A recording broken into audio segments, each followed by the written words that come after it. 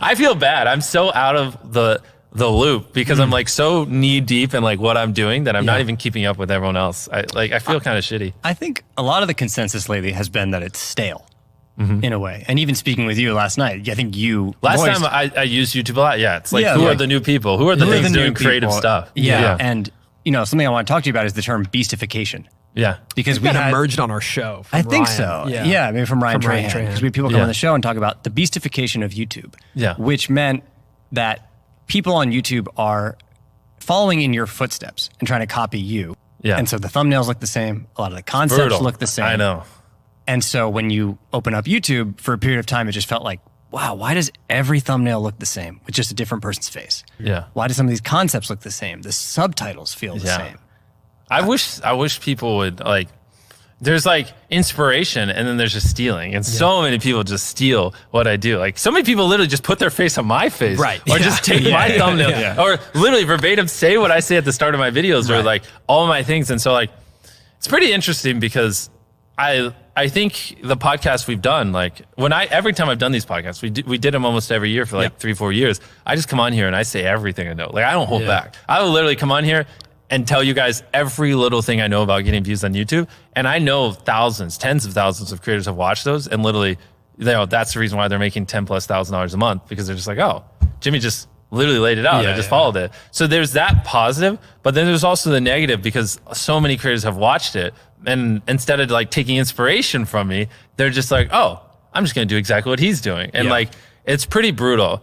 I don't call people out that copy me because, not everything I do is original. You always get inspiration from somewhere. So I try not to be hypocritical because it would be very easy for someone in my spot to just start going off on creators. Because there's so many that just to a T just steal everything, my thunder and all that. Like I'll spend 6 months working on a project and millions of dollars and all this time and effort and brain power. And then after I upload 2 weeks later, someone will just do the exact same video, say the exact same words with the exact same thumbnail. And it's like, they didn't have to do any of that, But we went to Antarctica and on the way we went to Chile and we stopped there for whatever, like 5 days.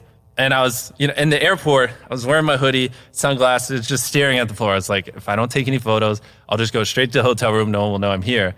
And somehow this one like little kid recognized me. And I was like, no photo, please. And he's like, photo, because they speak Spanish. And I was like, I didn't know how to tell him no, and I didn't want to be mean. So I took it, and that was it. And I got in and out of the airport with only one photo, staring at the ground with my hood up. And then like in the hotel room, someone sent me an article that was literally written because that kid posted on social media and then the local news picked up, oh, Mr. Tiny town in Chile. Not much happens there. And then all of a sudden people are like, oh, what hotel is he staying at? And then people figure out that we're at that hotel. Yeah. And now there's like 200 people outside this hotel running up and down the hallways, like knocking on doors, trying to figure out which room's me and Carl. And we also had like the dream team there as well. So which made it even bigger.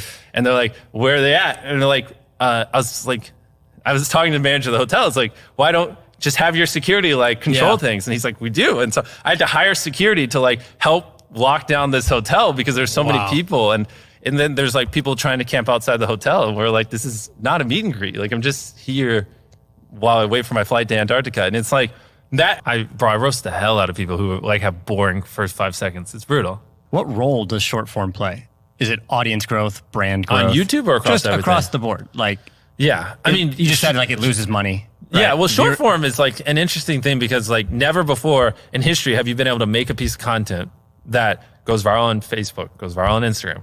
I mean, Reddit has where you swipe through, can go viral on Reddit, can go viral on Twitter. When you tap on a video, Twitter you can swipe through, go viral on TikTok, and go viral on YouTube. Like if you make the right kind of short form content, you can literally grow across every platform. Like Cabby Lane doesn't make Instagram specific content. And what does he have, like 80 million followers? I think you're neck and neck with him right now. Yeah, well, but whatever. But on Instagram, he's like 80 million followers, right? But the guy doesn't even use Instagram. He just reposts his clips of it, right? Same thing with a lot of other people popping on short form. So like short form is very interesting because it's like, you don't have to be like a god at YouTube. You don't have to be a god at TikTok and then a god at Snapchat and then a god at this platform and that platform. You can actually, it's very weird. It's like, this has never happened in social media. It just never has. You can master this one craft, and by mastering that one craft, you can grow across all platforms, which it's just like, even for me, like I would say I'm one of the best in the world at YouTube, but I'm not one of the best in the world at Instagram. I'm just not, you know, like every time you go out, you're going to take at least one photo and it's like, oh, this is awesome. You know, if you're with your girlfriend, you'll take a photo and it's like, look, people like me, but it's like very manageable, but you think that's like the top, but then you go from 10 million to 100 million. And next thing you know, when you go to Walmart, it's not like one photo or two. It's like someone asks for a photo and everyone else looks. And then like, there's a line of 20 people. And then, you know, when you're checking out, there's like 5 people behind you, like, you know, what are you doing? What are you buying? Why are you buying those cookies? And it's like, just, you know, I just wanted to buy some cookies, you know, and like, and they keep following you because they're so like starstruck. They're like, oh my God, this is the coolest thing that's ever happened to me. I got to take advantage of this moment. And then they, you know, start posting and their friends come. And if you're like, I have a 5-minute rule. I can't be, after I take the first photo, I can't be there for more than 5 minutes because they always post it on their stories. And then all their friends always come to the place. And within 5 minutes, now there's like 20 other people coming here and it just gets so much crazier. So like you have random things like that. And then when you walk out of a store, you always have to look back and be like, yeah, it was nice meeting you. You don't have to follow me to my car. Okay, take care. You know? It's like, but you don't have to do that when you have 10 million subscribers. You just don't, you know? And so it gets like crazy. And then you get to that point and you're like, okay, this is about as crazy as it's gonna get, you know, and that's like probably me 2 years ago. And then now here we are with like 400 million followers across everything. Like the Tom Brady clip of you guys. They got some views, but I don't know. I mean, the retention on that video was better than any of our other videos. So I don't know how much that actually helped, to be honest. Cause like the Tom Brady clip started going nuts, like on ESPN and all that stuff, but that was like 2 days after we posted it. It was very weird, I think like that seeing plays the lag. Into though why people know you now without watching your videos, right? Is because like clips like that are becoming more and more mainstream. Oh, 100%. Yeah, right. And that hits a totally different audience. That's a completely different audience, which is crazy that you can be hitting 100 to 200 million and there's still a whole and audience. then other people take it and share past that. I mean, even crazy. For me though, I learned about that video on Instagram. Normally I would see it on YouTube and click based off the thumbnabel, but you posted something on Instagram and it said that Pete Davidson and Tom Brady were going to be in it. And I was like, well, I kind of have to, I kind of have to see that, you know, and that. Well, are you going to throw that Instagram post up or are you going to make them close the app? We're going to make them imagine it in their heads. You're going to make them close the leave app. this pod. And then go open Instagram. That would be the ideal. Or you just put it right here and your retention's better. I also think though, like that almost felt like the modern day talk show in a way where like Pete Davidson was showing up on your show.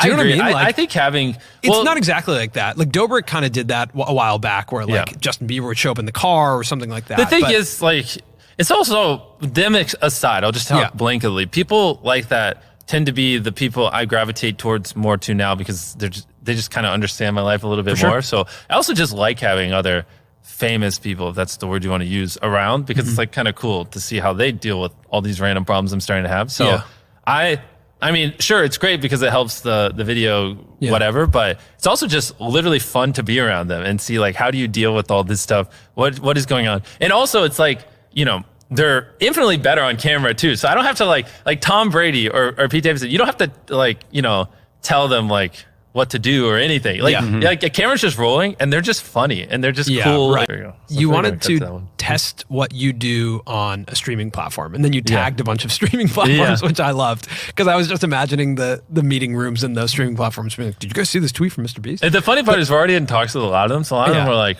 why'd you do that? Like we already are talking. I'm like, I just thought it'd be funny. And they're like, yeah, but we're already talking about a show. And like, so it's kind of funny. Why do you want to do that? Like, why do you want to take what you do and put it on a streaming platform? Yeah. So, well, you know, the thing is like YouTube is great. Obviously I love YouTube and YouTube's always going to be my number one priority. It's just interesting that serialized content isn't the best on YouTube. Like if I made 10 episodes and 30-minute episodes of something, it just doesn't belong on YouTube. It just doesn't. And I don't even think YouTube themselves would argue that. You know what I mean? It's meant to be viewed as individual pieces. Yeah, as of right now. Yeah, as of right now. And I also just like, there's a lot of people that use Netflix that don't watch YouTube. And so it'd be cool just to like make content for them. And also just like test our limits. Like, cause I do think, well, I don't know how to say I don't have an ego and I don't care. Like this doesn't matter to me, but I do think a lot of people are like, oh, well, he's just good at gaming the YouTube algorithm, even though like we have, you know, hundreds of people that work on our videos, multi-million-dollar productions that no one else in the world could do for what the money we spend. Like, well, it would take Hollywood $20 million I can do for $2, you know what I mean? And we're consistently churning out some of, you know, the best content you can find, you know what I mean? Better than anyone else. So,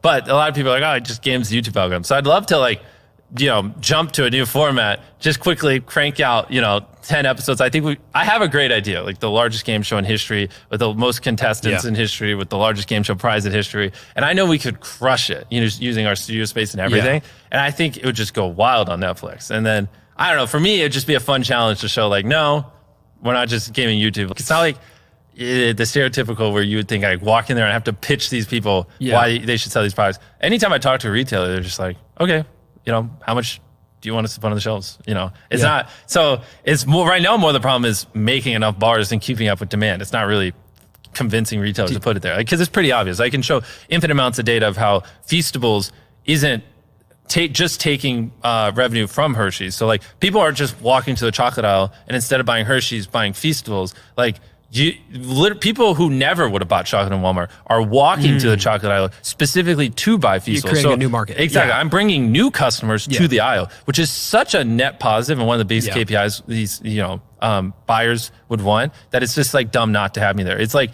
you know, literally incompetence not to put our bar there because I'm bringing new people to the aisle. You know what I mean? And they realize that. So it's like, it's not even like a thing. You know what I mean? It's just like literally, can I keep up with the demand? You know? It's similar to when you started on YouTube, you had like a group of up and coming creators that you talk to all the time, right? Do you have that in CPG I'm working products? on it. I'm trying. Like founders of, or I have like two. People? I can't name them, but I'm trying, bro. I'm calling every chocolate company on the world. I'm calling them. I'm reading like books. Like I just read Chocolate Wars. I read Milton Hershey's biography. I've reading all these books, and I'm like calling people who like wrote the books, and I'm like, yo, what did you learn, or this or that, I'm going like my like tree of knowledge is like disseminating. Right? You read this book, and then you talk to this author who recommends this person. It's like it's cool to like see that, and so I'm starting to get resources of people because I don't, you know, for the most part, I don't know what I'm doing. Like, you know, and I'm learning as fast as possible and trying to become one of the most knowledgeable people on the planet when it comes to like making food products and eventually beverages.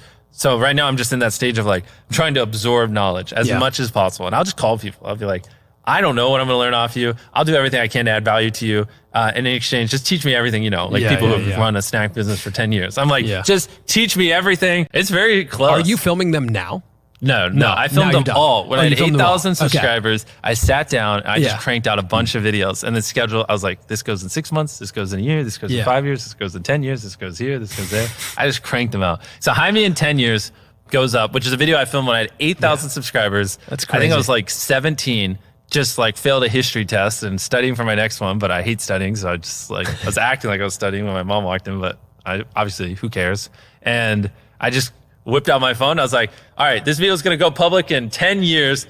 And I can't spoil what I say, but it's pretty crazy. I tried to guess how many subscribers I would have 2 years from now. Wow. It's completely wrong, obviously, but it's pretty crazy. And I was just like, all right, by now, I was like, you're either homeless or you're doing YouTube full time, and I hope it's the latter. It's so funny that this is like, is this what you envisioned full time YouTube to look like, or was it something different?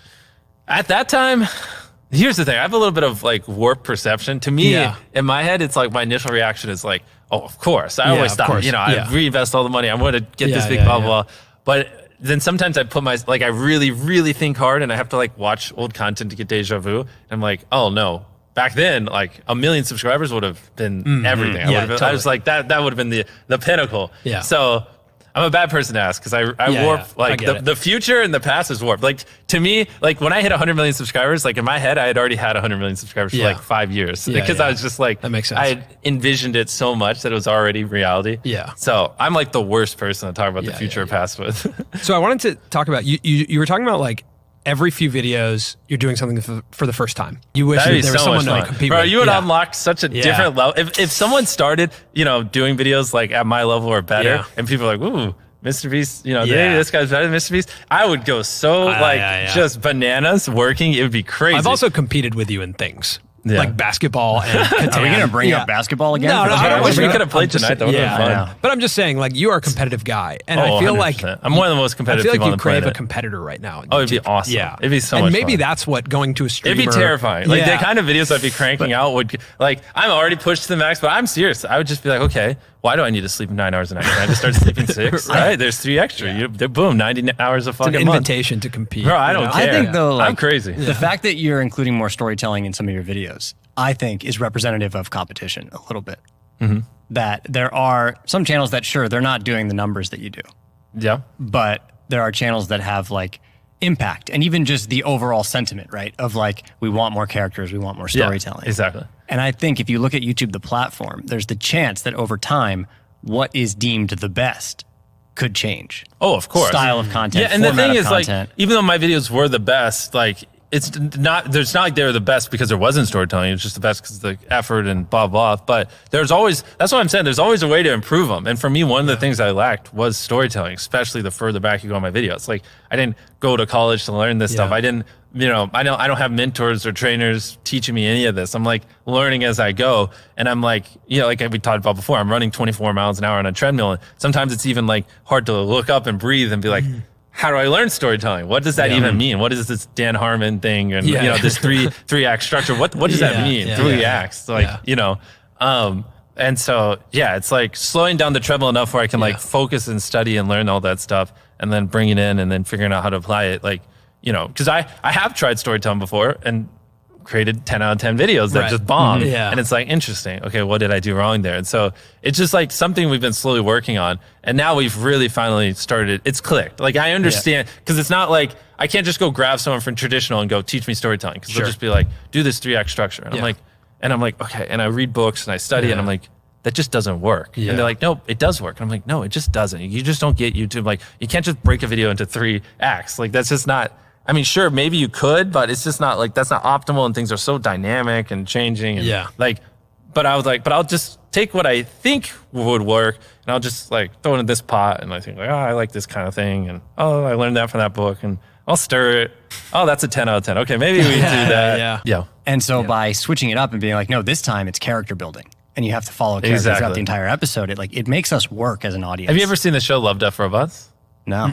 Oh, you should watch it. It's on Netflix. It's good. It's kind of, I'd say it's like the closest thing on Netflix to what we do, even though it's not real life. It's like animated and like different, but every episode's like different. Like one episode's like about robots taking over the world and what would happen. And it's just like 20 minutes. And the next episode's like 8 minutes about, you know, pirates back in the day when they have a mutiny and like how they overthrow the captain and like random things like that. But like the theme is every single episode, it's either revolving around love, people dying, or robots. And it's really cool how they tie it together over the course of many seasons. And I think it's kind of what, like with us, like the themes are like, you know, doing good, helping people, hopefully soon, like great storytelling, the boys and I having fun, blah, blah. And so like you have all these core things, but you can apply it to all these different formats, but you know those core things will be there. Right. And so, we just mix it up as much as possible. That's cool. You tweeted something recently I about. did. Well, you tweeted a lot of things. You tweeted a lot of things. I was like, which tweet? Well, I'm also a subscriber to Twitter, your Twitter Blue. But you tweeted something about all $10,000 a month. I pay my dues here. You tweeted something about wanting face to this towards that camera. There you go. You wanted to test what you do on a streaming platform, and then you tagged a bunch of streaming platforms, which I loved because I was just imagining the meeting rooms in those streaming platforms. Being like, did you guys see this tweet from Mrbeast? And the funny part is we're already in talks with a lot of them, so a lot of them were like, why'd you do that? Like we already are talking. I'm like, I just got it. You feel less stressed because of it? No, if anything, I feel more stressed. I just have less time to work on the main channel. It eats up at least between the steps and that at least like, you know, well, the steps I take phone calls while I do it, but at least 2 hours of my day that previous to 310 days ago used to go to the main channel does it, you know, which that's a good chunk of time. What do you think makes your job stressful? What's the thing that if you could solve one problem? I mean, it's a lot. It's, I mean, the thing is, you know, all our videos are different. So it's like, you know, if I had to do like something like Survivor or not Survivor, let's just pick like almost any show, like Hell's Kitchen or anything that still airs. Like there are like formats that are just the same thing over and over again. And you do 10 seasons of that. And after like 50 episodes, you just got it down. You know, people have done it so much. It's so easy. But for us, because we're always trying to push and do something unique, it's like, this is our, you know, every third video, it's our first time ever doing that. So we make all these mistakes and mess up so many different ways. And then it's like, oh, well, now we know this, but, you know, then we usually do something else because we're always trying to be original. Yeah. And so a lot of our problems are that because we try to be original. And then, I don't know, it's like, it's never stops. You know how it is. Like we're just going a million miles an hour and it's like, I'm 14 years in this. You know, I've been going since I was 11. So it's like, I'm on a treadmill maxed at 12, and then I just like fucking hacked it to go 24 miles an hour, and I'm running full speed and I haven't stopped for a decade. So like that too, it's like, it's pretty hard to tell when it's like one of those moments where you just push and it's like, stop being a pussy, just keep going. Or it's like, oh, I'm actually burnt out. Like I'm losing my mind. And things like that, Do you have the same passion for YouTube when you wake up every day? Because last time we were here 2 years ago, it was just like, I just want to make the best video possible, best video possible. Right, everyone like sends me clips on the podcast. They're like, you said that at least 20 times in this podcast. No, I would say I have more passion, to be honest. Every day I fall more and more in love with YouTube. It's like pretty crazy. Because, in the past, every big creator always seemed to get burnt out at some point. It seemed like this inevitable thing. Eventually, you get burnt out. I've heard this a million times. Like, when I was 19, they'd be like, you're not going to be able to do this forever. Eventually, 5, 10 years from now, you'll be too old and blah, blah, blah, and you'll get burnt out. But here we are. I'm 25, and I love it more than I did when I was 19. So, I mean, we were with you last night until about, 11:30 on a main channel shoot. Yeah. Then we came here. And that's just normal. Step straight into an edit. Yeah. But it like, I also felt the energy of it. I was just like in it. It was exciting. Yeah. Like it was really fun. Because all of it, I don't know, like even the main channel shoot we were on, actually watching it was fun. Totally fine. Yeah. Exactly. And I think that's where people need to understand is that if you see something on YouTube that you're into, transform it. Exactly. Take it and change it, right? Yeah. Don't just, because if you do the same thing, you said this on a podcast recently, but you said like the next Mrbeast is not going to make videos like you. No. And I believe that. I think that's not going to happen. No, you're never, it's just not no one's ever going to do what I do better than me. Like it's just not, it's not even humanly possible. Like I reinvest every penny I make. Yeah. I work every hour I'm awake. I devote every atom in my brain to solving this. I hire the best people on the planet. I've been doing this for 14 years. And I think in decades, not years. So I'm going to be doing this for another 20, 30 years, not 2 or 3. So no, the next me isn't going to be me because no one's going to do what I do better than me. It's not possible. If I thought someone was doing better than me, I'd just start sleeping less so I could work even more. Like I'd figure it out. I don't give a fuck. The barrier to entry to be you is extremely high. Yeah. Right? Especially where you're at. Well, it's just because I'm all in. I'm crazy. Like people shouldn't be me. I don't have a life. I don't have work-life balance. My personality, my soul, my being is making the best videos possible, entertaining my fans as best as I can. Like that is what exists on this planet. And I don't recommend it. You know what I mean? Like you should have work-life balance. You should not devote your entire life to this one thing. Like go have fun. Like, I'm miserable a lot of times. I have a mental breakdown every other week because I push myself so hard. Like I don't recommend it, How do you come back from that? I don't know. I take a couple hours off and then, and that's it. And then I watch some anime and then I'm good to go. Watch some anime. Yeah, but I also feel like hanging out with you over the past couple of years, like this year particularly, you do feel like lighter, not like your weight. Thank you. But like you do feel lighter. Yeah. I don't know. Like even when we were hanging out this morning and working out, like something feels like, do you feel like you're coming into a different state of being? Oh, 100%. Because I feel like you are. Like I feel like you're. Maybe you're just more comfortable with the level of pressure. Does it feel like that? Yeah, I definitely, my level of care has definitely gone down quite a bit. Yeah, it's just like I don't have any fear of falling off, or I don't have much fears at all. It's like I'm just so laser focused on like, here's what I got to do. I've got clarity beyond, I have clarity on clarity on clarity of what I want to do. It is like, I want to wake up and I want to figure out how I make the best videos possible. That is it. And it's like so clear. Or even when nothing happens, just like, there's just stuff. Or all even the like time. random shows will like mention me or things like that, just because it's like when a lot of people now when they think of YouTube, they associate Mrbeast a little bit like they used to PewDiePie. So it just kind of gets out there. And there'll be people who are like, if you ask them, do you know who Mrbeast is? They'll be like, yeah. And they'll be like, what do you think of his videos? And they will be like, I've never seen one, but I know who he is. Wow. And which is like, that has exponentially grown the last few years. And I'm kind of like, so how do you know who I am? Why are you asking me for a photo if you just don't you've never seen a piece of content I make? And they're like, oh, well, I heard you help people and you do this. And so it's like, probably like 30% of the people I take photos with now just have no idea what I do. They just take a photo because they see my face. So what do you think about that from like the I guess, cost of this kind of scale for you from a like fame perspective? Yeah. Do you find it like that's just the name of the game? Like it's worth it? Or does it feel kind of like an unanticipated cost? Here's the answer. So like, it definitely you don't think this, like every step of the way, like I said earlier, you think you've made it and you think this is about as crazy as it'll get. But like, if you have 1 million followers, like you guys, or you guys are probably bigger than that across everything, but if you go out in public, you'll occasionally take a photo. Like, you know, if you go to Walmart twice a week, you'll get every third time you'll take a photo. It's very validating. You're like, oh, this is awesome. Yeah. This is like a real career. Look, this guy noticed me.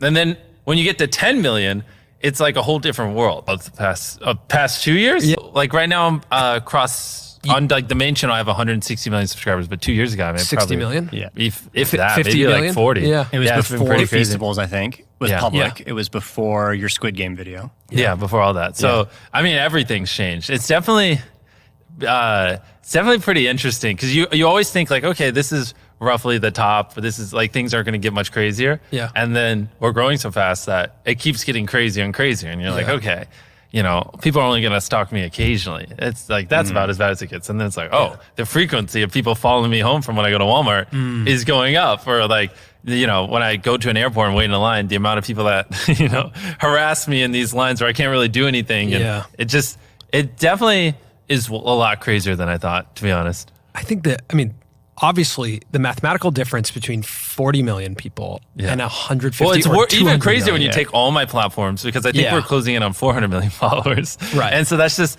or even throw followers out the window because it's kind of a vanity metric. Who cares? But like, we're getting 30 plus billion impressions a year. So like 30 billion times, you know, now people are seeing my face and see me. So it's like, I don't like leaving this building. When I go out in public, it's just like, it's pretty brutal. I think like the frequency of mainstream press too in the last year has gone way up. Like 100%. Not even just viewership on YouTube and people who understand and watch YouTube videos, but like New York Times this, Washington Post that, CNN, like anytime anything happens, it's like, whoa, these articles are everywhere.